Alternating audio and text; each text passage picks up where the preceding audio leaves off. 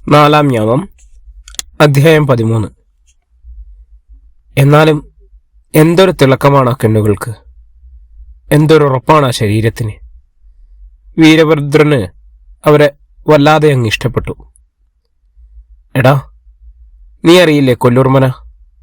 ലോഹ്യഭാവത്തോടെയാണ് വീരഭദ്രന്റെ ചോദ്യം. ഉവേ, എന്നാൽ അങ്ങോട്ട് ചെല്ല്. കുറെ തേങ്ങയിടാനുണ്ട്. ഞാനൊരുത്തനെ തപ്പി നടക്കാൻ തുടങ്ങിയിട്ട് ദിവസങ്ങളായി. സന്ധ്യയ്ക്ക് മുൻപ് തന്നെ ചെല്ല്. ഞാനൊരു വഴിക്ക് പോകുന്നു. അല്ല, ഞാൻ വേണമെന്നില്ല. കൂലി നാളെ വന്ന് വാങ്ങിക്കോ. വീരഭദ്രൻ നടന്നു കഴിഞ്ഞു. വള്ളി സ്തംഭിച്ചങ്ങനെ നിൽക്കുകയാണ്. പെരുമാള് ദയനീയമായി അവളെ ഒന്ന് നോക്കി. അധ്യായം 31. പിൻവാതിലൂടെ വളപ്പിലേക്ക് കയറുമ്പോഴാ ശബ്ദം കേട്ടു. വളപ്പിൽ തേങ്ങ വീഴുന്നുണ്ട്. വീരഭദ്രന് ആശ്വാസമായി. പെരുമാൾ തന്നെ അനുസരിച്ചിരിക്കുന്നു. അല്ലെങ്കിലും വീരഭദ്രന്റെ വാക്കു ധിക്കരിക്കാൻ മാത്രം കെൽപ്പുള്ള എത്ര പേരുണ്ട് ഈ നാട്ടിൽ. അടുത്ത നാടുകളിൽ ഒരുപാട് മാന്ത്രികന്മാർ ജീവിച്ചു മരിച്ച ശ്രീമംഗല തറവാടിന്റെ പേര് കേട്ടാൽ ഞെട്ടുന്ന വിധം വളർന്ന മാന്ത്രികന്മാരുണ്ടോ ഈ വീരഭദ്രനല്ലാതെ? ചുരുങ്ങിയ കാലം കൊണ്ട് ഇത്രയുമേറെ സമ്പാദിച്ചതിന് ആരോടാണ് നന്ദി പറയേണ്ടത്? അവിടെയല്ലേ പിന്നെയും വീരഭദ്രന്റെ മഹത്വം. വീരഭദ്രന് ആരോടും കടപ്പാടില്ല. ഗുരുസ്ഥാനീയനുമായി ആരുമില്ല. എല്ലാ കടപ്പാടുകളും വീരഭദ്രനോട് മാത്രം. അതിന്റെ ഗുണമാണിത്. ആരോടും ചോദിക്കാതെ തീരുമാനങ്ങൾ എടുക്കാൻ വീരഭദ്രൻ അറിയാം. ഇതാ, ഈ തീരുമാനം പോലും വീരഭദ്രനല്ലാതെ മറ്റൊരാൾക്ക് ഇങ്ങനെയൊരു തീരുമാനം ഇത്ര പെടുന്നതിനെ എടുക്കാൻ കഴിയില്ല. മനസ്സുപോലെ തന്നെ കാര്യങ്ങൾ ഒത്തുവന്നിരിക്കുന്നു. നാളെ ഗുരുജിയുടെ മരുമകൾ ഗിരിജാമണിയുടെ താലിമംഗല്യം. മഹാമാന്ത്രികനായ ഹരിശങ്കരൻ വാഴുന്ന പുണ്യദിനം. ഉറക്കെ ഒന്ന് ചിരിക്കണമെന്ന് വീരഭദ്രന് തോന്നി. പണിപ്പെട്ടാണ് ആ ആവേശമൊന്ന് അടക്കിയത്. വള്ളിയും കൂടി കേട്ട നിലയ്ക്ക് കവല വരെ ഒന്ന് പോയി വരാമെന്നാണ് വെച്ചത്. അപ്പോഴും മനസ്സ് മുഴുവൻ ഇവിടെയായിരുന്നു. പെരുമാളിനെ വിട്ടുകൂടാ. അവനെ തന്നെയാണ് തനിക്ക് ആവശ്യം. തെക്കേക്കരക്കാരനാണെങ്കിലും ശ്രീമംഗലത്താണ് അവന് മിക്കവാറും പണികൾ. സർവസമ്മതനായ ഒരു ചെറുമൻ. ഇവനും വള്ളിയും തമ്മിൽ ലോഹ്യമാണെന്ന് തോന്നുന്നു. മേടം പിറന്നാൽ വള്ളിക്ക് കല്യാണമുണ്ടെന്ന് പണ്ടൊരിക്കൽ കണ്ടങ്കോനം പറഞ്ഞത് ഓർമ്മിക്കുന്നു. ശരിയാണ്, ചെറുമൻ തെക്കേക്കരക്കാരനാണെന്ന് പറഞ്ഞിരുന്നു. അതിവനാണെന്ന് ഇപ്പോഴാണ് മനസ്സിലായത്. പെരുമാള് വള്ളിക്ക് ചേരും. പക്ഷെ ഇനിയത് പറഞ്ഞിട്ട് കാര്യമില്ലല്ലോ. വീരഭദ്രൻ ഉള്ളിലൊന്ന് ചിരിച്ചു. ഇരുട്ട് വീഴാൻ തുടങ്ങിയിരിക്കുന്നു. അവൻ നേരെ തോപ്പിലേക്ക് നടന്നു. പെരുമാൾ മറ്റൊരു തെങ്ങിലേക്ക് കയറാൻ തുടങ്ങിയാണ്. സമയം പോയെങ്കിൽ ഇന്നും മതിയാക്കടാ. ഇട്ട തേങ്ങയ്ക്ക് ആ തേങ്ങാപ്പൊരിയിലേക്ക് എടുത്തിട്ടേരെ. ബാക്കി വേറെ ഒരു ദിവസം വന്നിട്ടാൽ മതി. പോയ കാര്യം നടക്കാത്തതുകൊണ്ട് ഞാനിന്ന് പോന്നു. അതുകൊണ്ട് നിനക്ക് കൂലി വാങ്ങാൻ നാളെ വരേണ്ടി വരില്ല. ഇട്ടു തീരുമ്പോൾ പടിപ്പുരയിലേക്ക് പോന്നോളൂ. കൊല്ലൂരെ കൊച്ചു തമ്പ്രാന്റെ അന്തസ്സിൽ തന്നെ പറഞ്ഞു. ശരി തമ്പ്ര, പെരുമാൾ വിനയപൂർവ്വം മറുപടി പറഞ്ഞു. വീരഭദ്രൻ പടിപ്പുരയുടെ നേരെ നടക്കുന്നത് കണ്ടിട്ടാണ് പെരുമാൾ തെങ്ങിലേക്ക് കയറാൻ തുടങ്ങിയത്. വള്ളി പറഞ്ഞ കാര്യം ഓർമ്മ വരുമ്പോൾ ഭയം തോന്നുന്നുണ്ട്. ഇണക്കാനും പിണക്കാനും പറ്റാത്ത തമ്പ്രാനാണത്രേ. പക്ഷേ നല്ല സ്നേഹമുള്ള തമ്പ്രാനാണെന്ന് പെരുമാളിന് തോന്നുന്നത്. ആ ചിരി മാത്രം കണ്ടാൽ മതിയല്ലോ. പടിപ്പുര ചുറ്റി വളഞ്ഞ് പെരുമാളിന്റെ കണ്ണിൽപ്പെടാതെ വീരഭദ്രൻ തേങ്ങാപ്പുരയിലെത്തി. പിൻവാതിൽ ശബ്ദമുണ്ടാക്കാതെ തുറന്ന് അകത്തേക്ക് കയറി. മുൻവാതിലിന്റെ അരികിൽ കരുതലോടെ നിന്നു. തമ്പ്രാന്റെ അനുവാദം കൂടി ഉള്ളതുകൊണ്ട് പെരുമാളിന്റെ പണി അവസാനിപ്പിക്കാൻ ഒരു ധൈര്യമായി. കയറിയ തെങ്ങുകൂടി പൂർത്തിയാക്കി അവൻ ഇറങ്ങി. തോപ്പിൽ ചിതറിക്കിടക്കുന്ന നാളികേരങ്ങൾ തേങ്ങാപ്പുരയിലേക്ക് ഇടുകയേ വേണ്ടു. എങ്ങനെയായാലും ഇരുട്ടും മുമ്പ് കുറ്റിക്കളത്തിലെത്താം. ഇന്നലെ രാത്രി കാവൽ തനിക്കാണല്ലോ. ആ ഉത്തരവാദിത്തമില്ലായിരുന്നെങ്കിൽ വള്ളിയുടെ കുടിവരെ അവളാണെങ്കിൽ അമ്പിന് മില്ലിനും അടുക്കുന്നില്ല. ഇനി കുറച്ചു കാലമല്ലേ ഉള്ളൂ. അതുകൂടി അങ്ങ് കാക്കാനാണ് കൽപ്പന. തനിക്ക് പക്ഷേ ആ സാമീപ്യത്തിൽ തന്നെ കഴിയാൻ വല്ലാത്ത കൊതിയും. ജോലി ചെയ്യുമ്പോഴും സ്വപ്നങ്ങൾ നെയ്യുന്ന പെരുമാൾ തന്നെ കാത്തിരിക്കുന്ന മഹാദുരന്തത്തെക്കുറിച്ച് അറിഞ്ഞിരുന്നില്ല. ഒരുപക്ഷെ അറിഞ്ഞാലും രക്ഷപ്പെടാൻ കഴിയുമായിരുന്നില്ല. പെരുമാൾ ആ വളപ്പിൽ കാൽ കുത്തിയ നിമിഷം തന്നെ അവന്റെ പേര് അവന്റെ ജീവിതത്തിൽ നിന്നും നീക്കം ചെയ്തു കഴിഞ്ഞിരുന്നു. അല്ലെങ്കിൽ തെങ്ങിൻതൊപ്പിൽ വെച്ച് വീരഭദ്രൻ അവനെ കണ്ട മുഹൂർത്തത്തിൽ തന്നെ. പെരുമാൾ തേങ്ങാപ്പുരയിലേക്ക് നാളികേരങ്ങൾ കൊണ്ടുചെന്നിട്ട് തുടങ്ങി. വാതിൽ പിന്നിൽ നിന്നിരുന്ന വീരഭദ്രൻ ഒന്ന് ചുറ്റും നോക്കി. സന്ധ്യ മയങ്ങിയ നേരം, നല്ല മുഹൂർത്തം. 4-മത്തെയോ 5-മത്തെയോ തവണ നാളികേരം കൊണ്ടുവന്നിടാൻ തുടങ്ങുമ്പോഴായിരുന്നു വാതിക്കലേക്ക് കയറിയപാടെ ഒരു കടിമ്പടം വന്ന് അവന്റെ മുഖത്ത് വന്നു വീണു. കുതിരാനൊടുങ്ങുന്ന ഞൊടി നേരത്തിനുള്ളിൽ കഴുത്തിൽ ഒരു കയർ കുരുങ്ങി. നിലത്ത് കാലുകൾ കുത്താൻ കഴിയാതെ മുകളിലേക്ക് ഉയർന്ന പെരുമാൾ അവസാനമായൊന്ന് പെടഞ്ഞു. അരനാഴികയ്ക്കുള്ളിൽ വീരഭദ്രന്റെ പൂജാമുറിയിൽ നിന്നിറങ്ങി ചെറുക്കോടെ നടന്നു നീങ്ങിയ പെരുമാളിനെ തന്നെ ഉറ്റുനോക്കുന്ന 8-10 കണ്ണുകൾ കൊല്ലൂർ വളപ്പിലെ ഒരു ചെമ്പരത്തിക്കാട്ടിലുണ്ടായിരുന്നു. ഇത് പെരുമാൾ അറിഞ്ഞതേയില്ല. രാത്രി. കണ്ണിൽ കുത്തിയാൽ അറിയാത്ത ഇരുട്ട്. കറുത്ത പക്ഷം തുടങ്ങിയിരിക്കുന്നു. 9-9:30 സമയമേ ആയിട്ടുള്ളൂ. ചെരുമക്കുടലുകൾ ഒന്നിന്റെ ഓലമടൽ മേഞ്ഞ വാതിക്കൽ ആരോ തട്ടി വിളിച്ച്. അടക്കിയ സ്വരത്തിൽ അയാൾ വിളിക്കുകയും ചെയ്തു, വള്ളി, വള്ളി. അകത്ത് അപ്പോഴും ഉറക്കം വരാതെ കിടന്നിരുന്ന വള്ളി ആദ്യമായൊന്ന് ഞെട്ടി. പിന്നെ കാതോർത്തു. അതെ, പെരുമാളിന്റെ ശബ്ദം തന്നെ. പിന്നെ സംശയിക്കാനൊന്നുമില്ലായിരുന്നു. ഗുരുജി തമ്പ്രാൻ പറഞ്ഞത് അങ്ങനെ ആയിരുന്നില്ലല്ലോ. വാക്കിലോ നോക്കിലോ ചലനങ്ങളിലോ എന്തെങ്കിലും സംശയമുണ്ടെങ്കിൽ കരുതിയിരുന്നോളാനല്ലേ. താൻ കേട്ടത് പെരുമാളിന്റെ ശബ്ദം തന്നെയാണ്. പകല് പോലും ചെവികളിൽ കേട്ട ആ ഇമ്പമുള്ള ശബ്ദം. അവൾ എണീറ്റ് മണ്ണെണ്ണ വിളക്ക് കൊളുത്തി. തൊട്ടടുത്ത കുടിലുകളിൽ എല്ലാവരും ഉറങ്ങാൻ തുടങ്ങിയിരിക്കുന്നു. മുതിർന്നവരിൽ ഏറെയും ഏതെങ്കിലുമൊക്കെ കറ്റക്കളത്തിലായിരിക്കും. എന്തൊക്കെ പ്രശ്നങ്ങളുണ്ടായാലും വള്ളി മാത്രം രാത്രിയിൽ മെതിക്കാൻ പോകാറില്ല. തലപ്പുലയന്റെ മകൾക്ക് മാത്രം കിട്ടിയിട്ടുള്ള ഔദാര്യം. ഗുരുജി തമ്പ്രാനെ കണ്ടതുകൊണ്ട് ഒരു ധൈര്യമുണ്ട് മനസ്സിൽ. അപ്പോൾ അങ്ങനെ തോന്നിയത് എത്ര നന്നായി. തെങ്ങിൻതോപ്പിൽ വെച്ച് കൊല്ലൂർ കൊച്ചു തമ്പ്രാന്റെ ശബ്ദം കേട്ട നിമിഷം നടുങ്ങിയ നടുക്കമാണ്. തെക്കുംപാട്ട വല്യമ്പ്രാന്റെ ആശ്വാസവാക്കുകളില്ലായിരുന്നെങ്കിൽ തനിക്കിന്ന് കുടിലിൽ ഒറ്റയ്ക്ക് കിടക്കാൻ പോലും കഴിയില്ലായിരുന്നു. കൊല്ലൂരിനെ തമ്പുരാനെ കണ്ട മാത്രയിൽ ഓർമ്മ വന്നത് ഒരിക്കൽ അപ്പനെ വിളിക്കാൻ അദ്ദേഹം കുടിലെത്തിയ രംഗമാണ്. തമ്പ്രാനൊപ്പം ഇറങ്ങിപ്പോയ അപ്പൻ. എന്തിന്? കോവാലം പോലും. അന്നത് പുറത്തു പറയാത്തത് ആ തമ്പ്രാനെ പേടിച്ചിട്ട് തന്നെയാണ്. ഇന്നേതായാലും ഒരാശ്വാസം തനിയെ ചെന്ന് തേങ്ങയിട്ടിട്ട് പോന്നോളനല്ലേ തമ്പ്രാൻ പറഞ്ഞിട്ടുള്ള പോയത്. എന്നാലും തെക്കുംപാട്ട് തമ്പ്രാന്റെ അടുത്ത് ചെന്ന് വിവരം പറയാനാണ് തോന്നിയത്. അന്ന് അപ്പനെ വിളിച്ചു കൊണ്ടുപോയ കാര്യം പറയാത്തതിന് ഒരുപാട് ദേഷ്യപ്പെടുകയും ചെയ്തിരുന്നല്ലോ. നീ ധൈര്യമായി പോയിക്കോ വള്ളി, ഭയപ്പെടുന്ന പോലെയൊന്നും ഉണ്ടാവില്ല, ഞാൻ നോക്കിക്കൊള്ളാം, തമ്പ്രാൻ സമാധാനിപ്പിച്ചു. പിന്നെ ഇനി എന്ത് ഭയപ്പെടാനാണ്? പെരുമാളിനെ കുറിച്ച് ഓർത്തപ്പോഴും വള്ളിയുടെ നെഞ്ചു തുടികെട്ടി. ചുണ്ടത്തൊരു കള്ളച്ചിരി വിരിഞ്ഞു. കള്ളൻ രാത്രിയിൽ കുടിലേക്ക് വരരുതെന്ന് എപ്പോഴും പറയുന്നതാണ്. 10-30 ദിവസം കൂടി കാത്തിരുന്നാൽ പോരെ? കൊതിയടക്കാൻ പറ്റുന്നില്ലായിരിക്കും.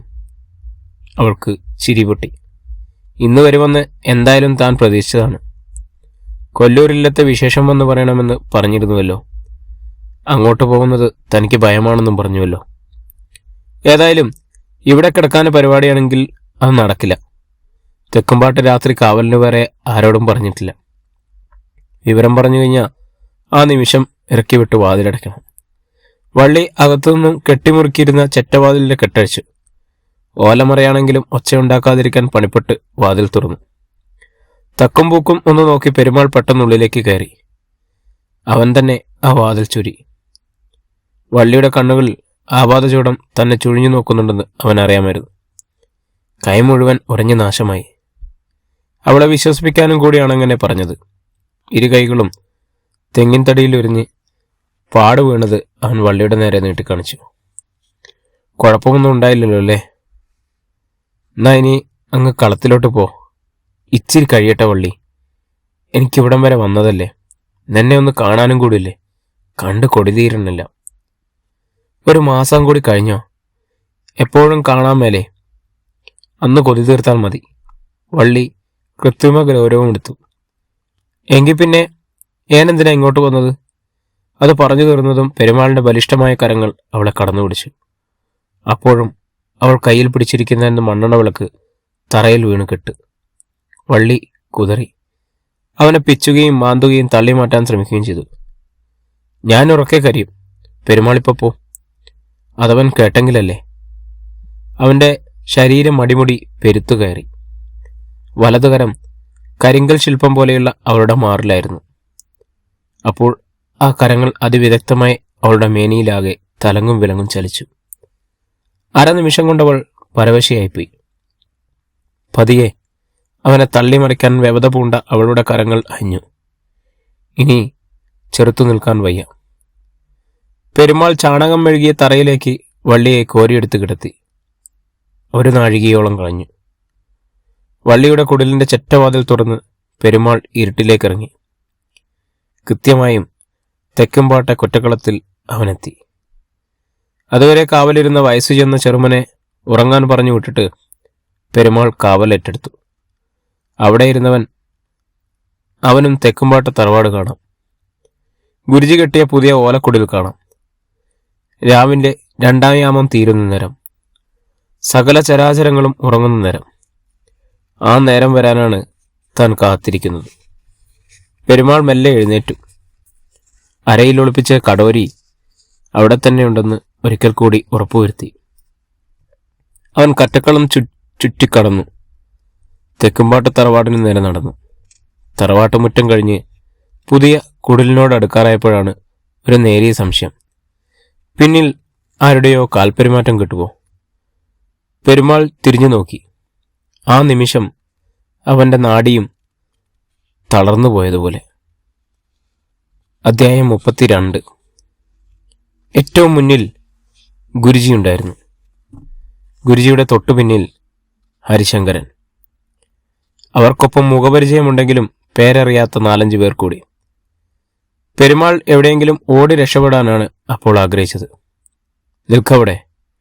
ഗുരുജിയുടെ ഉഗ്രശാസനം അവന്റെ കാലുകൾക്ക് വിലങ്ങിടുന്നത് അവൻ അറിഞ്ഞു. അപ്പോൾ കേട്ടു ഇടതുവശത്തു നിന്നും അസംഖ്യം കാൽപരിമാറ്റങ്ങൾ. പിന്നെ വലതുഭാഗത്തു നിന്നാണ്. എവിടേക്കോടിയാലും പിടിക്കപ്പെടാൻ കഴിയുന്ന ഒരു പ്രതിരോധ നിര ഗുരുജി തനിക്കെതിരെ നിർമ്മിച്ചിരിക്കുന്നു. തന്നെ വളഞ്ഞിരുന്നവർ നിരായുധരനല്ലെന്ന് തിരിച്ചറിഞ്ഞു. അവന്റെ ശക്തികൾ അത്രയും ചോർന്നു. ഉള്ളംകാലിൽ നിന്നും നീറുകയോളം ഒരു തളർച്ച അരിച്ചു കയറുന്നതുപോലെ തോന്നിയിരിക്കുന്നു. താൻ തോറ്റിരിക്കുകയാണോ? ഇതാണ് ഏറ്റവും ഒടുവിലത്തെ ദൗത്യം പോലും. തനിക്ക് പൂർത്തിയാക്കാൻ കഴിയാതെ മടങ്ങേണ്ടി വരുമോ? ചുറ്റിലും 100 കണക്കിന് പന്തങ്ങൾ തെളിയുന്നു. ഗുരുജിയെല്ലാം വളരെ കരുതലോടെയാണ് ചെയ്തിരിക്കുന്നത്.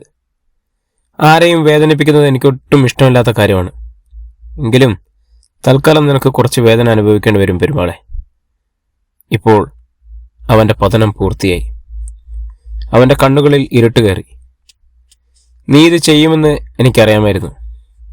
അല്ലെങ്കിലും ഇതിലും മോശമായതെന്തെങ്കിലും നീ വരുന്ന നിമിഷവും കാത്ത് ഇരിക്കുകയായിരുന്നു ഞാൻ. രക്ഷപ്പെടാൻ ഒരു മാർഗം തേടി ഉഴറിയ മനസ്സിൽ നിന്നും ഒരു മന്ത്രകണിക പോലും അപ്പോൾ ഉതിരുന്നില്ല. ഗുരുജി ഒപ്പമുണ്ടായിരുന്നവർക്ക് നേരെ കണ്ണു കാണിച്ചു.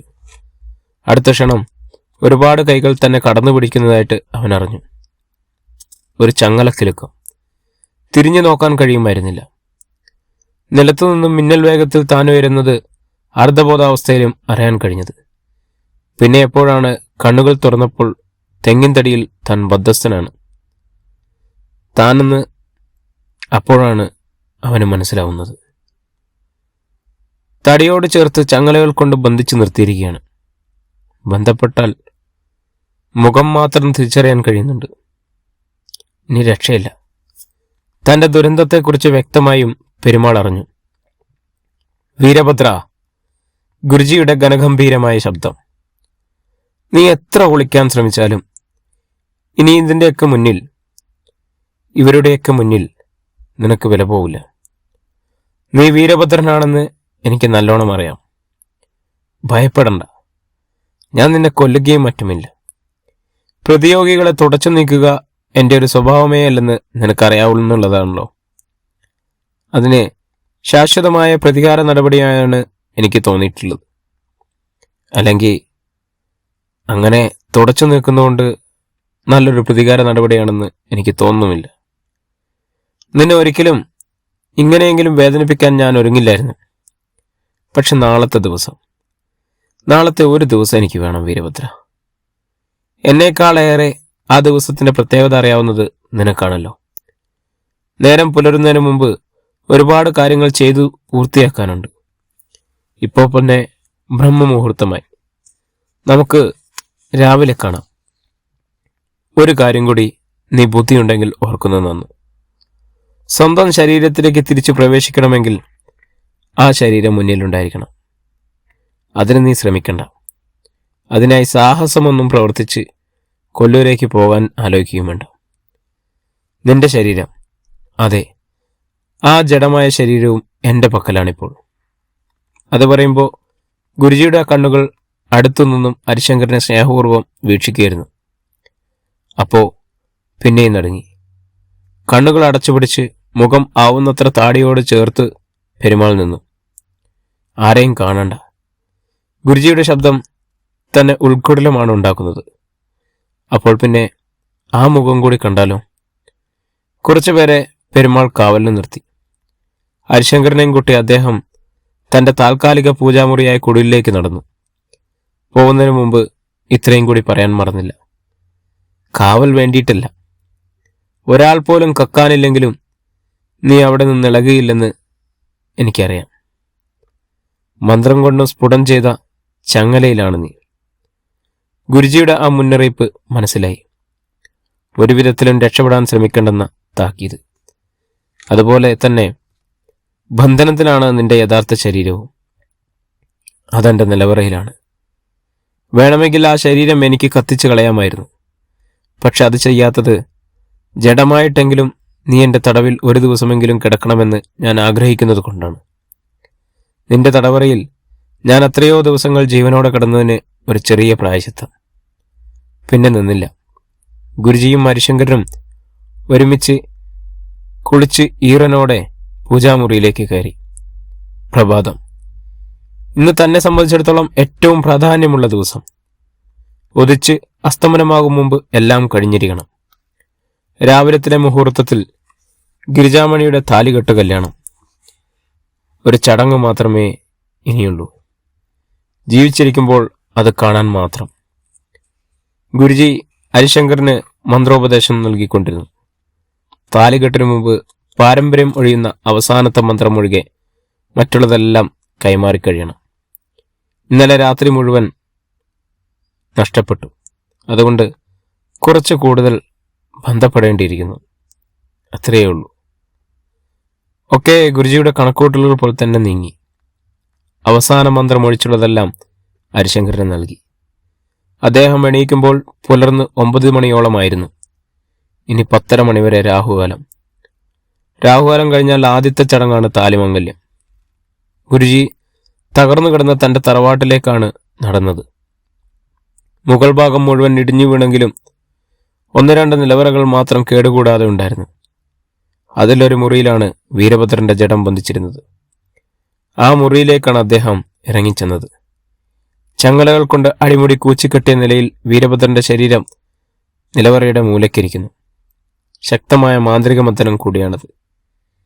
എന്തു കൃത്രിമം ചെയ്താലും പെരുമാളിന്റെ ശരീരത്തിൽ നിന്നും ഈ ശരീരത്തിലേക്ക് പ്രവേശിക്കാൻ കഴിഞ്ഞാൽ പോലും വീരഭദ്രന് അനങ്ങാൻ കഴിയില്ല.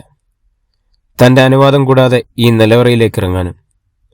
അവന്റെ ആ ചങ്ങല ശരീരത്തിന് മുന്നിൽ നിന്നപ്പോൾ എന്തുകൊണ്ടോ ഗുരുജിയുടെ ഹൃദയം ആർദ്രമായി. ഇത് നീ എന്നെക്കൊണ്ട് ചെയ്യിച്ചില്ല മോനെ. അറിയാതെയാണെങ്കിലും ആ കണ്ണുകൾ നിറഞ്ഞു. അധിക നേരം അവിടെ നിൽക്കാൻ അദ്ദേഹത്തിന് കഴിഞ്ഞില്ല. രണ്ടാം മുണ്ടുയർത്തി കണ്ണുകൾ തുടച്ചുകൊണ്ട് അദ്ദേഹം ഇറങ്ങിച്ചെന്നത് ഹരിശങ്കരന് മുന്നിലേക്കാണ്. ഗുരുജിയുടെ ആ മുഖം കണ്ട് അവൻ പകച്ചു. ഗുരുജി കരയുകയാണോ? എന്തിന്? അദ്ദേഹം തന്നെയാണല്ലോ അവനെ ഇവിടെ എത്തിക്കാനുള്ള എല്ലാ മാർഗങ്ങളും പറഞ്ഞു തന്നത്.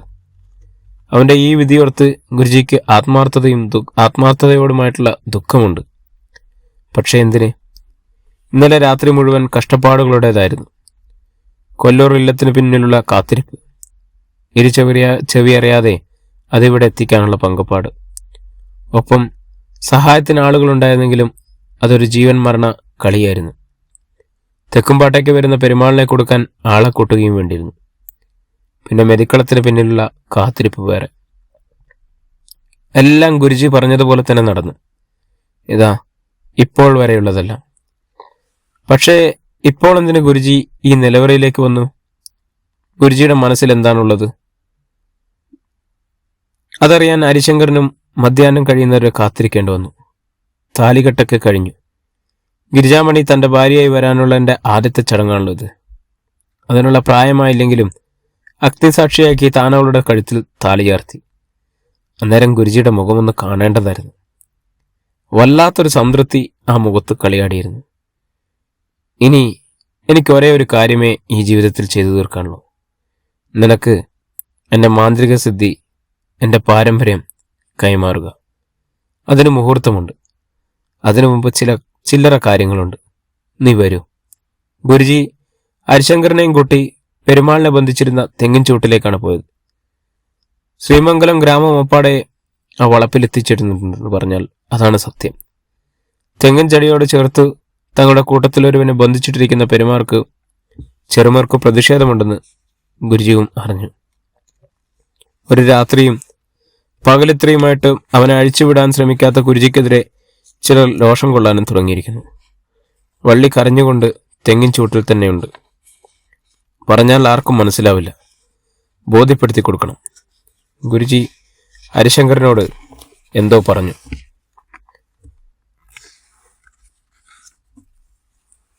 അവൻ 3-4 പേരെയും കൂട്ടി നിലവറയിലേക്കാണ് പോയത്. പെരുമാളിനെ ഞാനൊന്നും ചെയ്തിട്ടില്ല. ഞാൻ കെട്ടിയിരിക്കുന്നത് പെരുമാളിനെയുമല്ല. ഗുരുജി കൂടിയിരുന്നവരോട് കാര്യങ്ങൾ പറഞ്ഞു. അവരെ മനസ്സിലാക്കാൻ ശ്രമിച്ചു. അപ്പോഴേക്കും വീരഭദ്രന്റെ ശരീരമായി ഹരിശങ്കരനും സംഘവും എത്തി. ഞാൻ പറഞ്ഞല്ലോ, പെരുമാളിനെ കൊലപ്പെടുത്തി അവന്റെ ശരീരത്തിലേക്ക് തന്റെ ജീവൻ മാറ്റിയപ്പോൾ വീരഭദ്രന്റെ അവസ്ഥ ഇങ്ങനെയായി. ഇനി ആ ജീവൻ വീരഭദ്രന്റെ സ്വന്തം ശരീരത്തിലേക്ക് മാറ്റുമ്പോൾ നിങ്ങൾക്ക് പെരുമാളുണ്ടാവില്ല. പെരുമാൾ ഇന്നലെ വൈകിട്ട് തന്നെ മരിച്ചു കഴിഞ്ഞു. ഒരു പൊട്ടിക്കരച്ചിൽ കേട്ടു. വള്ളി കണ്ടൻകോരൻ സേതുലക്ഷ്മിയെ കൊന്നതും ഇങ്ങനെയാണ്. അത് ചെയ്തത് യഥാർത്ഥത്തിൽ വീരഭദ്രനായിരുന്നു. ചെറുമർക്ക് കാര്യങ്ങൾ ഏറെക്കുറെ ബോധ്യമാവുന്നുണ്ട്. കൊല്ലൂരെ തമ്പ്രാൻ ഇങ്ങനെ കൊല്ലുന്ന തമ്പ്രാനല്ലെന്ന് ഇപ്പോ മനസ്സിലായിരിക്കുന്നു. പക്ഷേ നിങ്ങൾ എനിക്കൊരു വാക്കു തരണം. വീരഭദ്രനെ എനിക്ക് വേണം. പെരുമാളിന്റെ ശരീരം നിങ്ങൾ യഥാവിധി അടക്കിക്കൊള്ളൂ. അത് പറയുമ്പോൾ ഗുരുജിയുടെ തൊണ്ട ഇടറിയോ? ഹരിശങ്കരൻ അങ്ങനെ തോന്നി. ഗുരുജി പെരുമാളിന്റെ സമീപത്തേക്ക് ചെന്നു. വീരഭദ്ര, നീ നിന്റെ ശരീരം സ്ഥിരീകരിച്ച് നിന്റെ ശരീരം സ്വീകരിച്ച് പെരുമാളിന്റെ ശരീരം ഉപേക്ഷിച്ചേക്ക്. ഇവിടുത്തെ അവസ്ഥ നീ കാണുന്നുണ്ടല്ലോ. പെരുമാൾ ഒരു നിമിഷം കണ്ണുകൾ അടച്ചു നിന്നു. വൈകിയ വേളയിലെങ്കിലും ഗുരുജിയെ അനുസരിക്കാൻ വീരഭദ്രൻ സന്നദ്ധനാവുകയായിരുന്നു. ചങ്ങലകൾ കിലുങ്ങുന്നു. അതുവരെ ജഡമായി കിടന്നിരുന്ന വീരഭദ്രന്റെ ശരീരം ചലിക്കുന്നു. തെങ്ങിൽ കെട്ടിയിരുന്ന ചങ്ങല അഴിച്ചുകൊണ്ടിരിക്കുന്നവരുടെ കയ്യിലേക്ക് പെരുമാളിന്റെ ജഡം മറിഞ്ഞു വീണു. മുള ചീന്തും പോലെ പൊട്ടിക്കരയുകയാണ് വള്ളി. അവൾക്ക് നഷ്ടപ്പെട്ടത് അവളുടെ ജീവിതമാണല്ലോ. ചങ്ങനപ്പൂട്ടിൽ നിന്നും വീരഭദ്രൻ ഞരങ്ങി. വീരഭദ്ര, നിന്നോട് എനിക്കൊരു രഹസ്യം പറയാനുണ്ട്. നിനക്ക് ഇന്ന് വരെ അറിയാൻ കഴിയാത്ത ഒരു രഹസ്യം. അത് പറഞ്ഞിട്ട് പോകാൻ മാത്രമാണ് ഹരിശങ്കരന് പാരമ്പര്യം കൈമാറുന്നതിന് മുമ്പ് വൈകുന്നേരം മതിയെന്ന് ഞാൻ തീരുമാനിച്ചത്. ഹരിശങ്കരൻ ഗുരുജിയുടെ നേരെ നോക്കി. അവന്റെ ഉത്കണ്ഠ വളർന്നു. പാരമ്പര്യം കൈമാറിക്കഴിഞ്ഞാൽ പിന്നെ ഞാൻ ഉണ്ടാവില്ലല്ലോ. ഹരിശങ്കരനോട് മാത്രം ഞാൻ പറഞ്ഞില്ല. പക്ഷെ മറ്റൊന്ന് പറഞ്ഞു. ഇന്നേക്ക് 90-ാം പക്കം നാരായണന്റെ ചിതാഭസ്മ കലശവുമായി അവർ വർക്കലയിലേക്ക് തിരിക്കുമ്പോൾ മറ്റൊരെണ്ണം കൂടി അവന്റെ കയ്യിലുണ്ടാവുമെന്ന്. അതെന്റേതായിരിക്കുമെന്ന് ഞാൻ പറഞ്ഞില്ല. ഗുരുജി, ഒരു നിലവിളി പോലെയാണ് ഹരിശങ്കരൻ വിളിച്ചത്. വീരഭദ്ര, യഥാർത്ഥത്തിൽ നാരായണന്റെ ചിതഭസ്മം കടലിലൊഴുക്കാൻ യോഗ്യത നിനക്കാണ്. ഹരിശങ്കരൻ നാരായണന് മരുമകൻ മാത്രമായിരുന്നു. നീ മകനാണ്. അതെ, എലഞ്ഞിക്കൽ നാരായണന്റെ മകൻ. ഒരു ഞെട്ടൽ 1000 നടുക്കങ്ങൾ. തലയിൽ ഒരു വെള്ളിടി വന്നു പതിച്ചതുപോലെയായിരുന്നു വീരഭദ്രൻ നിശ്ചലനായി പോയ മുഹൂർത്തം. ഗുരുജി ഹരിശങ്കറിനെ സ്നേഹപൂർവ്വം ഒന്ന് നോക്കി. അതേ കരുണയോടുകൂടി തന്നെയാണ് ആ കണ്ണുകൾ വീരഭദ്രന്റെ നേരെ നീണ്ടത്. 33. ചന്ദനത്തടിയിൽ ഉളിയും കൊട്ടുപടിയും വന്നു വീഴുന്ന ശബ്ദം ഹരിശങ്കറിന്റെ മനസ്സ് കുളിർത്തുകൊണ്ടിരുന്നു. ഇലഞ്ഞിക്കൽ ഇല്ലത്ത് ചന്ദനമണ്ഡപം ഉയരുകയാണ്. എല്ലാം ഒരു സ്വപ്നം പോലെ തോന്നുന്നു. ഓർക്കുമ്പോൾ ഇപ്പോഴും അതൊരു വിഷാദവും ഇത്തിരി ആഹ്ലാദവും ബാക്കി. ഗുരുജി തന്നെ വിട്ടുപരിഞ്ഞിട്ട് 40 ദിവസങ്ങൾ കഴിഞ്ഞു. അങ്ങനെ കഴിഞ്ഞു പോയെന്ന് വിശ്വസിക്കാൻ കഴിയുന്നില്ല. എല്ലാം ഇന്നലെ കഴിഞ്ഞതുപോലെ തന്നെ നിൽക്കുന്നു. ഗുരുജിയുടെ സ്വപ്നങ്ങളെല്ലാം നിറവേറ്റണം. മണ്ഡപം പൂർത്തിയാക്കി 89-ാം നാളിൽ ആദ്യമായി ചെയ്യേണ്ട കർമ്മം ചിതാഭസ്മ കലശം പൂജിക്കുക എന്നതാണ്. 90-ാം ദിവസം രാവിലെ പാവനാശിനിയിലേക്ക്. എല്ലാം കണക്ക് കൂട്ടി വച്ചിരിക്കുന്നത് പോലെ തന്നെ നീങ്ങണം. എല്ലാ കാര്യത്തിലും ഗുരുജിയുടെ ശിക്ഷണം തനിക്ക് മാർഗദർശനമുണ്ട്. അമ്മാവന്റെ കലശം സമർപ്പിക്കാൻ വീരഭദ്രൻ വരുമോ? വരുമെന്നാണല്ലോ പറഞ്ഞത്. അവന്റെ മാറ്റമാണ് തന്നെ ഏറ്റവും കൂടുതൽ ആഹ്ലാദചിത്തനാക്കുന്നത്. ആരുടെയോ ഭാഗ്യം അത് ശ്രീമംഗലം ഗ്രാമത്തിൻ്റെതാവാനാണ് സാധ്യത. വൈകിയാണെങ്കിലും വീരഭദ്രന് എല്ലാം മനസ്സിലായല്ലോ. ഒരു തെറ്റിദ്ധാരണ വെച്ചതുകൊണ്ട് മാത്രമാണ് താൻ മിത്രങ്ങളെയെല്ലാം ശത്രുക്കളായി കണക്കാക്കിയതെന്ന് ഇപ്പോഴെങ്കിലും തോന്നിയിട്ടുണ്ടാവും. എല്ലാം മുൾമുനയിൽ വീണ കുമ്പള പോലെയായിരുന്നല്ലോ. ഇതുവരെ ചെയ്ത തെറ്റുകളെല്ലാം പരസ്യമായി അവൻ ഏറ്റുപറഞ്ഞ് ക്ഷമ ചോദിക്കുകയും ചെയ്തു. എന്തൊക്കെയായിരുന്നു അവൻ ധരിച്ചു വച്ചിരിക്കുന്നത്? സത്യവുമായി ഫുലബന്ധം പോലുമില്ലാത്ത സങ്കല്പങ്ങൾ. ആലോചിക്കാൻ കെൽപ്പില്ലാത്ത അവന്റെ വിചിത്രമായ ചെയ്തികളായിരുന്നു എല്ലാം. അതവൻ തുറന്നു സമ്മതിച്ചുവല്ലോ. എല്ലാം വ്യക്തമായപ്പോൾ കണ്ണീരൊഴുക്കിക്കൊണ്ട് ഗുരുജിയുടെ കാൽക്കൽ വീണ രംഗം ഇപ്പോഴും കൺമുന്നിലുണ്ട്.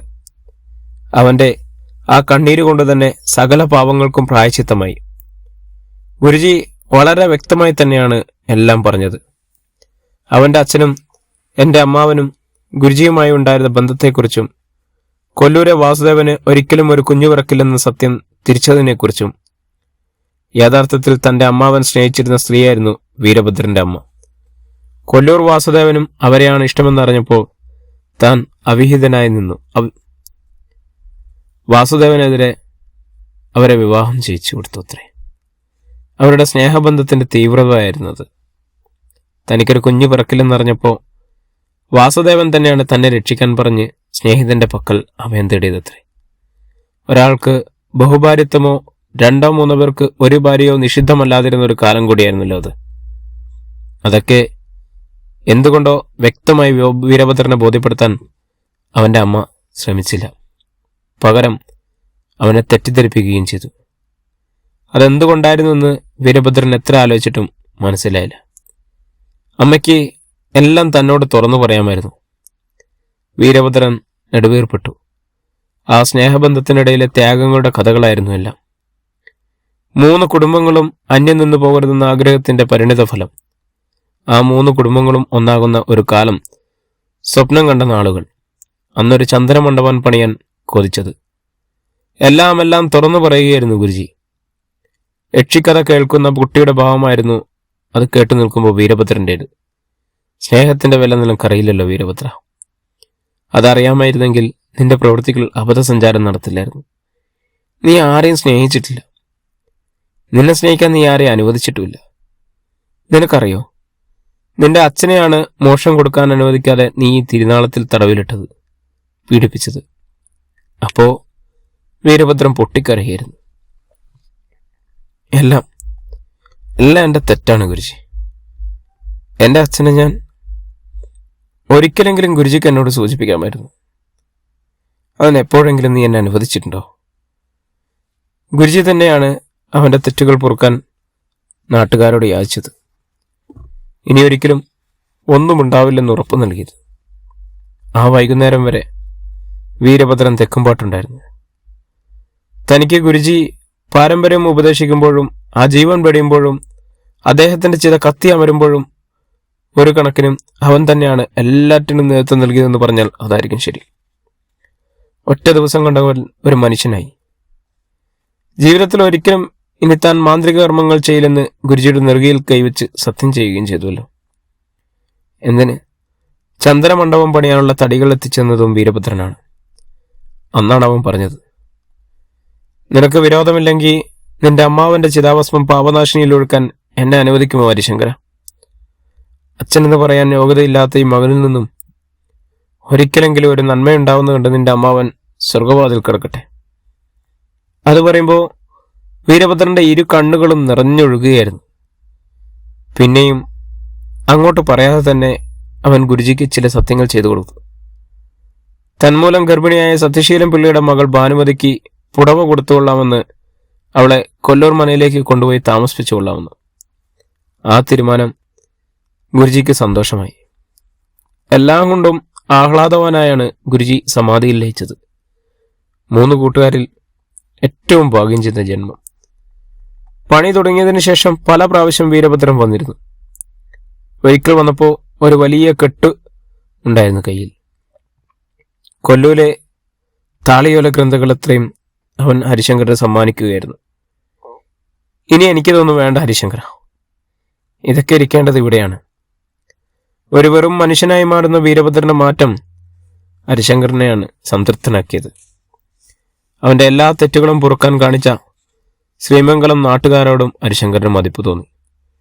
ശ്രീമംഗലത്തെ ഒരംഗമായി ജീവിക്കാൻ കഴിയുന്ന ഒരു അഭിമാനമാണെന്ന് പോലും അവൻ കരുതി. ദിവസങ്ങൾ കടന്നുപോയിക്കൊണ്ടിരുന്നു. ഹരിശങ്കരൻ മുഴുവൻ ശ്രദ്ധയും മണ്ഡപം പണിയുന്നതിലേക്ക് മാത്രമായി. ഇനി കുറച്ചേ ഉള്ളൂ ദിവസങ്ങൾ. ഗുരുജി കുറിച്ചു തന്ന ദിവസങ്ങൾ നാഴിക വിനാഴിക തെറ്റാതെ മണ്ഡപത്തിന്റെ പൂജ നടക്കണം. 20ഓളം മരപ്പണിക്കാർ രാപ്പകൽ അധ്വാനിക്കുന്നുണ്ട്.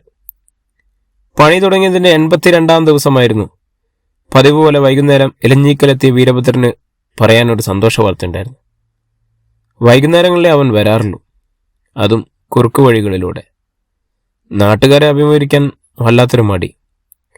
ആരെയും കാണാതിരുന്നാൽ ഏറ്റവും നന്നായി എന്നാണ് അവന്റെ വിചാരം.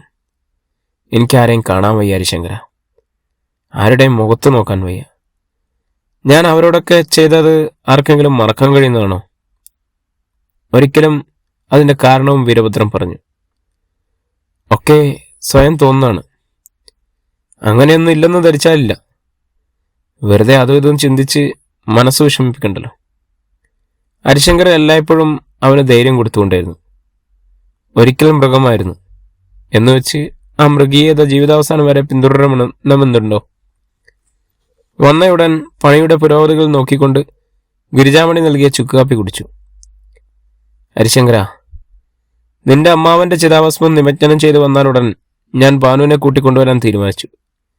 ഇവിടെ ഈ ചന്ദന മണ്ഡപത്തിൽ മുന്നിൽ വെച്ച് വേണം അവൾക്ക് പുടവ് കൊടുക്കാൻ.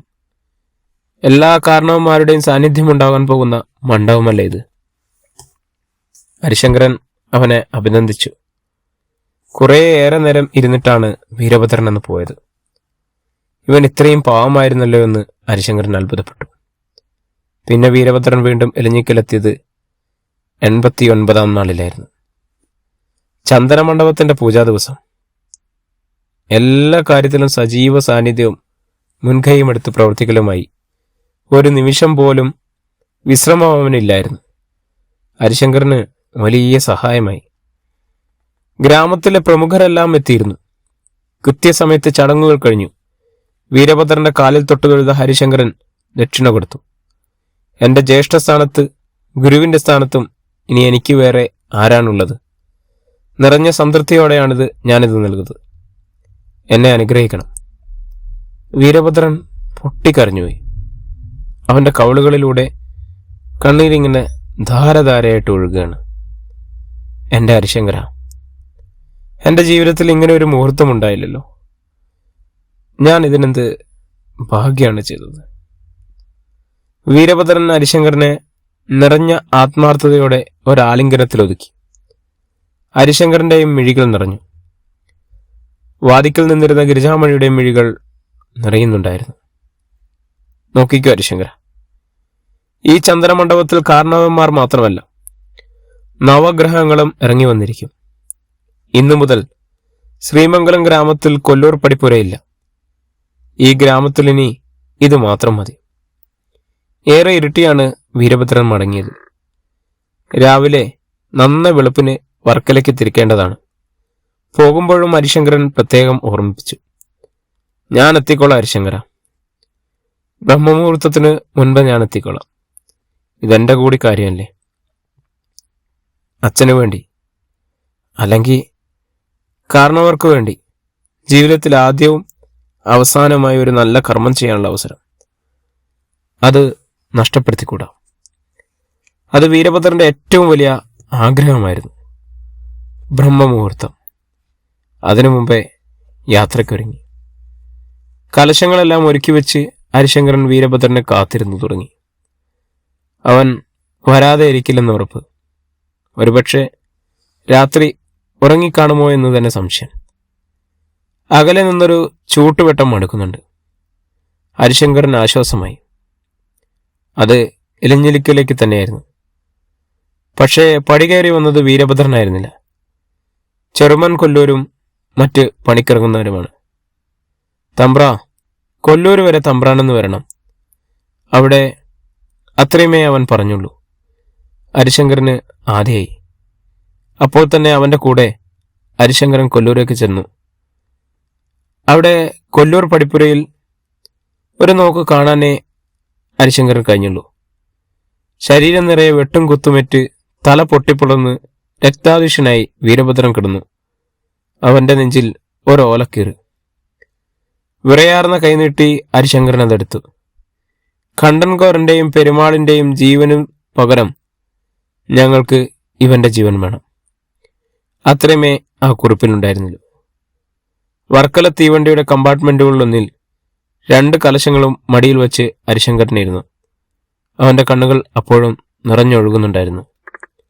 മധ്യാഹ്നത്തിനു മുമ്പ് ഇനി ഹരിശങ്കരൻ തനിയെ പാവനാശിനിയിലെത്തും.